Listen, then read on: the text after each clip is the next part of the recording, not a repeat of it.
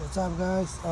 Today I'm gonna show you how to put one of these wheel starts. Pretty easy. I mean, you don't have to have like a hydraulic press or something. Like in this case, I'm doing it into a homemade trailer, but will be about the same thing on like most cars or trucks. The easy way to do without the tool, the special tool that you need for this, is just take the old studs out, the broken ones, get a new one, put it in, couple washes, and like a opening nut. Now let me show you how to do this.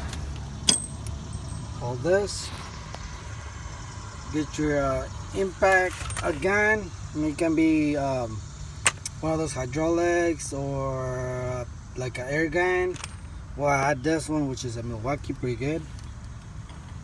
Do it like this.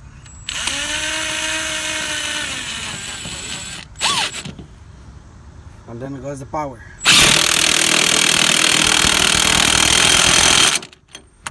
Right there. See? Take this off.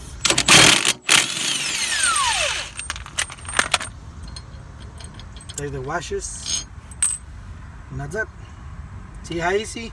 Basically, you can do all five, like I would say, like in 10 minutes.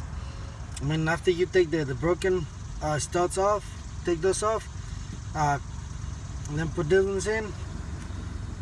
It only take me like 10 minutes to do it. Alright, guys, any questions, just let me know. If you got a comment, whatever.